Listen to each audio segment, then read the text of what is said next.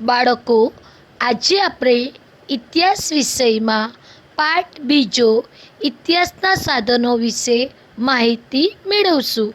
ઇતિહાસના સાધનોના 3 પ્રકાર છે. પહેલો પ્રકાર ભૌતિક સાધનો, બીજો પ્રકાર લેખિત સાધનો અને ત્રીજો પ્રકાર મૌખિક સાધનો છે. ભૌતિક સાધનોનું ઉદાહરણ છે સ્તૂપ, લેખિત સાધનોનું ઉદાહરણ છે તામ્રપત્ર અને મૌખિક સાધનોનું ઉદાહરણ છે લોકગીત, જે આપેલા ચિત્રમાં દર્શાવવામાં આવ્યું છે. બાળકો, હવે આપણે જોઈએ ઇતિહાસના સાધનો એટલે શું. આપણા પૂર્વજોએ વાપરેલી અનેક વસ્તુ આજે પણ અસ્તિત્વમાં છે. તેમને કોતરીને સાચવેલા વિવિધ લેખો આપણને મળ્યા છે. આ સાધનોની મદદથી આપણે ઇતિહાસ જાણી શકીએ. એ ઉપરાંત રીત રિવાજ, પરંપરા, લોકકલા, લોકસાહિત્ય, ઐતિહાસિક કાગળપત્રો વગેરેના આધારે પણ આપણને ઇતિહાસ સમજાય છે. આ બધાને ઇતિહાસના સાધનો કહેવાય છે. ઇતિહાસના સાધનોના 3 પ્રકારના છે: ભૌતિક સાધનો, લેખિત સાધનો, મૌખિક સાધનો. બાળકો, આપેલા ચિત્રમાં ઇતિહાસના સાધનો દર્શાવવામાં આવ્યા છે. પહેલું છે પૂર્વજોએ વાપરેલી અનેક વસ્તુ. બીજું ચિત્ર છે પરંપરાઓનું. ત્રીજું ચિત્ર છે લોકકલાનું. ચોથું ચિત્ર છે લોક સાહિત્ય અને પાંચમું ચિત્ર છે ઐતિહાસિક કાગળપત્રનું. હવે આપણે ભૌતિક સાધનો વિશે માહિતી મેળવીએ. રોજિંદા જીવનમાં માણસ જુદા જુદા પ્રકારની વસ્તુઓનો ઉપયોગ કરતો હોય છે. પહેલાંના માણસોએ વાપરેલી અનેક વસ્તુઓ આજે પણ આપણને મહત્ત્વની માહિતી પૂરી પાડે છે. પુરાતન વસ્તુઓમાં ઠીકરાના એટલે કે માટીના ટુકડાનો આકાર, રંગ, નકશીકામ ઉપરથી તે વાસણો કયા સમયના હશે તેનો અંદાજ લગાવી શકાય છે. દાગીના અને અન્ય વસ્તુઓ ઉપરથી માનવ સમાજની પરસ્પર સંબંધોની માહિતી મળે છે.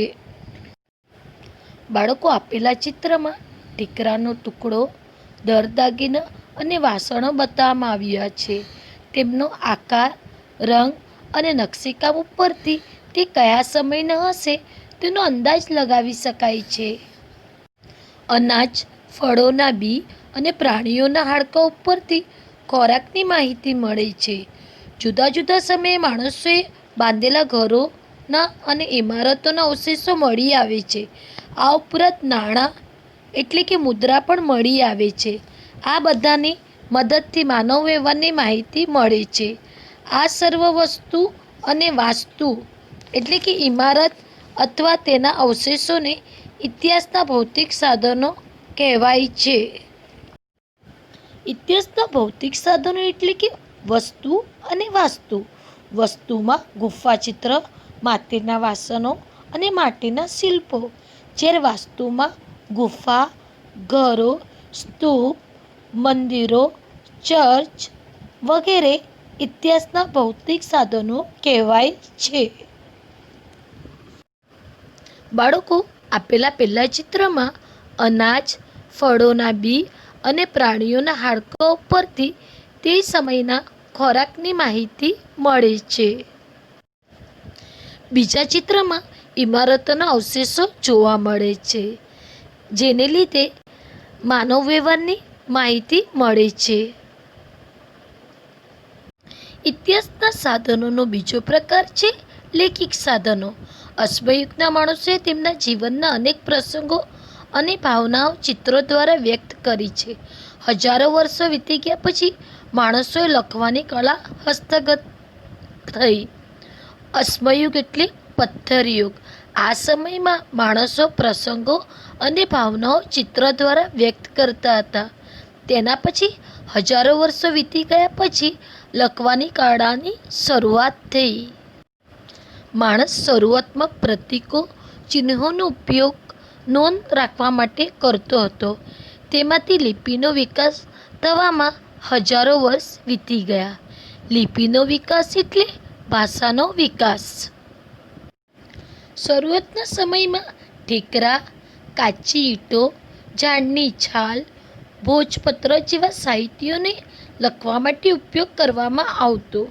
આવા પ્રકારના સાહિત્ય ઉપરની વિગત એકાદ અણીદાર સાધનથી કોતરેલી હતી. માણસ શરૂઆતના સમયમાં લખવા માટે ઠીકરા, કાચી ઈંટો, ઝાડની છાલ અને ભોજપત્રનો ઉપયોગ કરતો હતો અને તે લખવા માટે એકાદ અણીદાર સાધનથી કોતરતો હતો. માણસ શરૂઆતમાં નોંધ કરવા માટે પ્રતીકો અને ચિહ્નોનો ઉપયોગ કરતો હતો, જે તમને પ્રથમ બે ચિત્રમાં દેખાય છે. માણસ શરૂઆતમાં લખવા માટે ઠીકરા, કાચી ઈંટો, ઝાડની છાલ અને ભોજપત્રનો ઉપયોગ કરતો હતો, જે તમને નીચેના ચિત્રમાં દર્શાવવામાં આવ્યું છે. અનુભવ અને જ્ઞાન જેમ જેમ વધતું ગયું તેમ તેમ તેણે વિવિધ પદ્ધતિથી લેખન કરવાની શરૂઆત કરી. આસપાસ બનેલી ઘટના, દરબારી કાર્યોનો અહેવાલ વગેરે માહિતી લખીને રાખવાની પદ્ધતિ શરૂ થઈ. અનેક રાજાએ પોતાની આજ્ઞા એટલે કે ફરમાન, ફેસલા, દાનપત્ર પથ્થર અથવા તાંબાના પતરા ઉપર કોતરાવીને રાખેલા છે. અનુભવ અને જ્ઞાન જેમ જેમ વધતું ગયું તેમ તેમ લેખનની વિવિધ પદ્ધતિની શરૂઆત થઈ. રાજાઓએ પોતાની આજ્ઞા એટલે કે ફરમાનો, ફેસલા, દાનપત્ર પથ્થર અથવા તાંબાના પતરા ઉપર કોતરીને રાખેલા હતા, જે તમને આપેલા ચિત્રમાં દર્શાવવામાં આવ્યા છે. કાળાંતરે વાङ्મયના અનેક પ્રકાર નિર્માણ થયા. ધાર્મિક સામાજિક સ્વરૂપોના ગ્રંથો, નાટકો, કાવ્ય, પ્રવાસ વર્ણનો તેમજ વૈજ્ઞાનિક વિષયો ઉપર લેખન થયું. આ સાહિત્ય દ્વારા તે સમયનો ઇતિહાસ સમજવામાં મદદ મળે છે. આ બધા સાહિત્યને ઇતિહાસના લેખિક સાધનો કહેવાય છે. સમયાંતરે લેખનના અનેક પ્રકાર નિર્માણ થયા, જેમ કે ધાર્મિક સામાજિક સ્વરૂપના ગ્રંથો, કાવ્યો, પ્રવાસ વર્ણનો તેમજ વૈજ્ઞાનિક વિષય ઉપર લેખન થયું, જે આપેલા ચિત્રમાં દર્શાવવામાં આવ્યું છે. આ સાહિત્યો દ્વારા તે સમયનો ઇતિહાસ સમજવામાં મદદ મળે છે. આ બધા સાહિત્યને ઇતિહાસના લેખિક સાધનો કહેવાય છે. બાળકો, આપેલા ચિત્રનું નિરીક્ષણ કરો. આ ચિત્રમાં ભોજવૃક્ષ બતાવવામાં આવ્યું છે અને આ ભોજવૃક્ષ છાલમાંથી ભોજપત્ર બને છે, જે બાજુના ચિત્રમાં બતાવવામાં આવ્યું છે. અને આ ભોજવૃક્ષ એ કાશ્મીરમાં જોવા મળે છે. ઇતિહાસના સાધનોનો ત્રીજો પ્રકાર છે મૌખિક સાધનો. સ્તુતિ કાવ્ય, લોકગીતો, લોકકથા જેવા સાહિત્ય લખીને રાખ્યા હોતા નથી. તેના રચયિતા અજ્ઞાત હોય છે. તેનું પેઢી દર પેઢીએ સુધી જતન થયેલું હોય છે. આવા સાહિત્યને મૌખિક પરંપરાથી સચવાયેલું સાહિત્ય કહેવાય છે. સ્તુતિ કાવ્ય, લોકગીતો, લોકકલા જેવા લોક સાહિત્ય પ્રકારના તેમાં સમાવેશ થાય છે. આવા પ્રકારના સાધનોને ઇતિહાસના મૌખિક સાધનો કહે છે. જે સાહિત્ય લખાયેલો હોતા નથી, પણ તેનું પેઢી દર પેઢીથી તેનું જતન થયેલું હોય છે. આવા સાહિત્યને મૌખિક પરંપરાથી સચવાયેલું સાહિત્ય કહેવાય છે. સ્તુતિ કાવ્ય, લોકગીતો, લોકકલા, લોકકથા, લોકગીતો આ બધા સાધનો એ મૌખિક સાધનોમાં આવે છે, જે આપેલા ચિત્રમાં દર્શાવવામાં આવ્યું છે. બાળકો, હવે આપણે પ્રાચીન ભારતના ઇતિહાસના સાધનો વિશે માહિતી મેળવીએ. અશ્મયુગના સમયથી ઈસવીસનના 8મા સિક્કા સુધીના કાલખંડ એટલે કે સમયગાળા ભારતના ઇતિહાસનો પ્રાચીન કાલખંડ માનવામાં આવે છે. ભારતના અશ્મયુગ વિશેની માહિતી પુરાતત્વીય ખોદકામમાંથી મળે છે. તે સમયની લિપિનો વિકાસ થયો ન હતો. ઈસવીસન પૂર્વે 1500થી પ્રાચીન ઇતિહાસની માહિતી વેદ વાક્યમાંથી મળે છે. શરૂઆતમાં વેદો લેખિત નહોતા. તેને મુખોદ્ગત કરવાનું તંત્ર પ્રાચીન ભારતીય વિકસિત કર્યું હતું. બાળકો, હવે આપણે પ્રાચીન ભારતના ઇતિહાસના સાધનો વિશે માહિતી મેળવીએ. અશ્મયુગના સમયથી ઈસવીસનના 8મા સિક્કા સુધીના કાલખંડ એટલે કે સમયગાળા ભારતના ઇતિહાસનો પ્રાચીન કાલખંડ માનવામાં આવે છે. ભારતના અશ્મયુગ વિશેની માહિતી પુરાતત્વીય ખોદકામમાંથી મળે છે. તે સમયની લિપિનો વિકાસ થયો નહોતો. ઈસવીસન પૂર્વે 1500થી પ્રાચીન ઇતિહાસની માહિતી વેદ વાક્યમાંથી મળે છે. શરૂઆતમાં વેદો લેખિત નહોતા. તેને મુખોદ્ગત કરવાનું તંત્ર પ્રાચીન ભારતીય વિકસિત કર્યું હતું. બાળકો, અશ્મયુગ એટલે કે પથ્થરયુગ. આ સમયથી ઈસવીસન 8મા સિક્કા સુધીનો કાલખંડ એટલે કે સમયગાળાને પ્રાચીન કાલખંડ માનવામાં આવે છે, જે આપેલા ચિત્રમાં દર્શાવવામાં આવ્યું છે. પહેલાંના સમયમાં લિપિનો એટલે કે ભાષાનો વિકાસ થયો નહોતો. ઈસવીસન પૂર્વે 1500થી પ્રાચીન ઇતિહાસની માહિતી વેદ વાક્યમાંથી મળે છે. આ વેદો લેખિત નહોતા, જે મોઢેથી બોલવાનું તંત્ર પ્રાચીન ભારતીયોએ વિકસિત કર્યું હતું. કાળાંતરે વેદોનું લેખન થયું. વેદ વાક્યમય એટલે કે સાહિત્ય અને ત્યાર પછી લખાયેલું સાહિત્ય પ્રાચીન ભારતના ઇતિહાસનું એક મહત્વનું સાધન છે.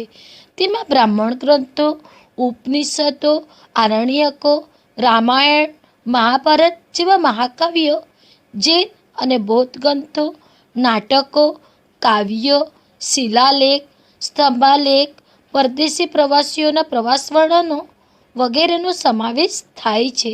તે જ પ્રમાણે પુરાતત્વીય ખોદકામમાંથી મળેલું વસ્તુ, પુરાતત્વના ઇમારત, સિક્કા જેવા અનેક ભૌતિક સાધનોની મદદથી આપણને પ્રાચીન ભારતનો ઇતિહાસ ઉકેલાય તે સમજાય છે.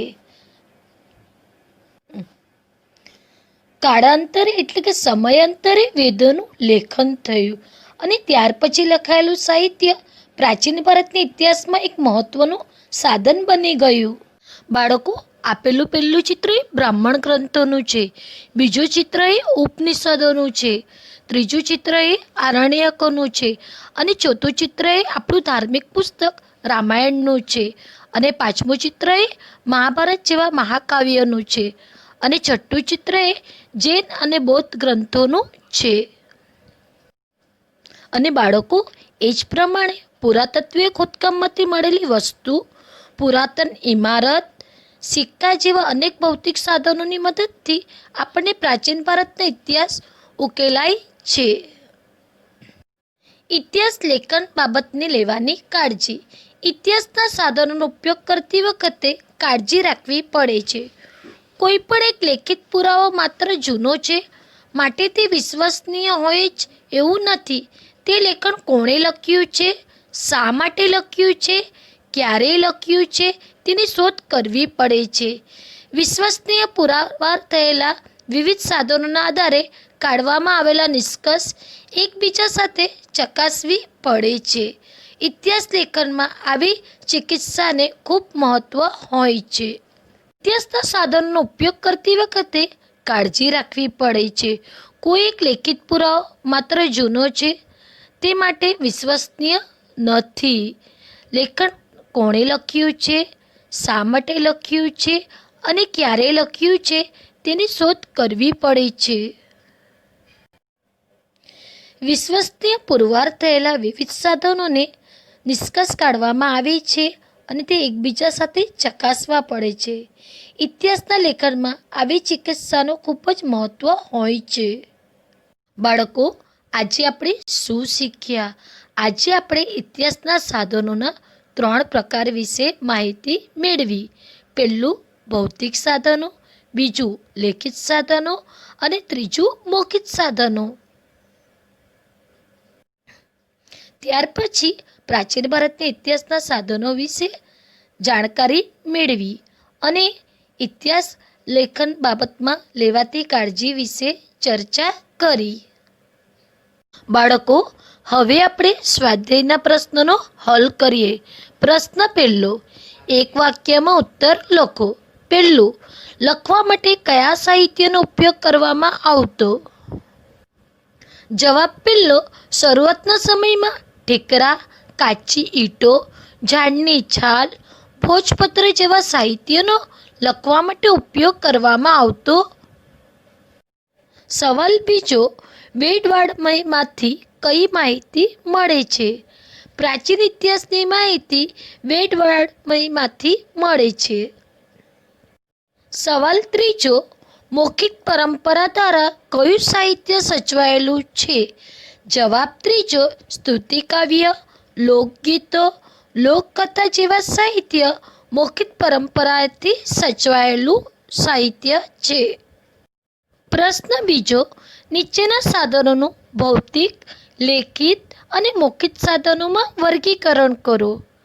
તામ્રપત્ર, લોકકથા, માટીના વાસણો, મોતી, પ્રવાસ વર્ણન, ઓવી, શિલાલેખ, પોવાડા, વૈદિક સાહિત્ય, સ્તૂપ, સિક્કા, ભજન, પુરાણ ગ્રંથ. આ વગેરે સાધનોનું તમારે ભૌતિક સાધનો, લેખિત સાધનો અને મૌખિક સાધનોમાં વર્ગીકરણ કરવાનું છે. ઉદાહરણ તરીકે, ભૌતિક સાધનોમાં માટીના વાસણો, લેખિત સાધનોમાં પ્રવાસ વર્ણન અને મૌખિક સાધનોમાં પોવાડા. બાકીના ઇતિહાસના સાધનોનું તમારે જાતે વર્ગીકરણ કરવાનું છે.